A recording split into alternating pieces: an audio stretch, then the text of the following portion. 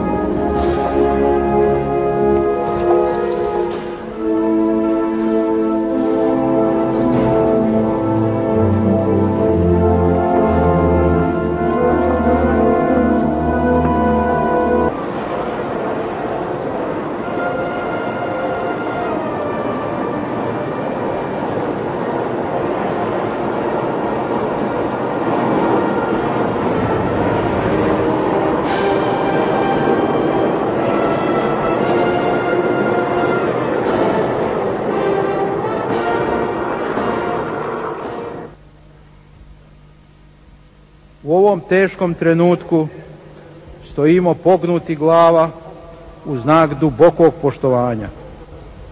Stojimo čvrsto zbijeni pred odgovornošću koju samo ujedinjeni možemo ispuniti. Naslednici Titovog dela bit će ne samo savremenici, već i generacije koje će nastupati nadahnute Titovim primjerom i borbom. Pred nama je ogromna moralna obaveza da nastavimo to veliko delo i da potvrđujemo naše reči novim rezultatima. Velika hvala i slava našem drugu Titu.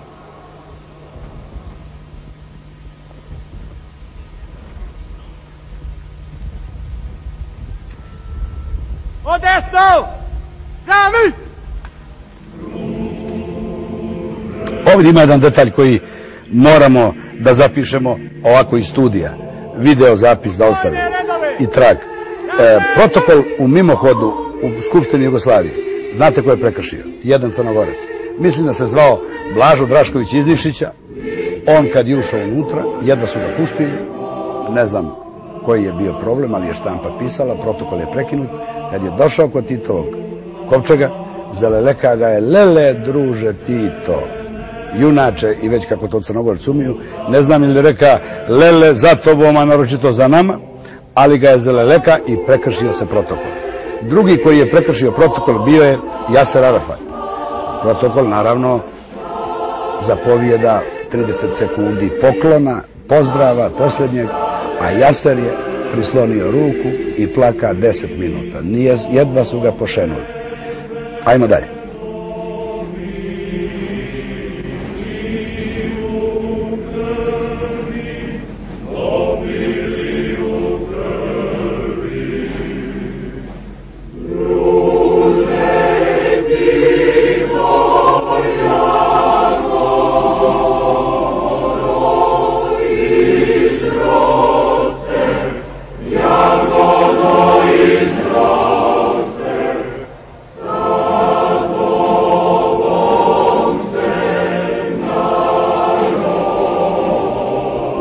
Amen.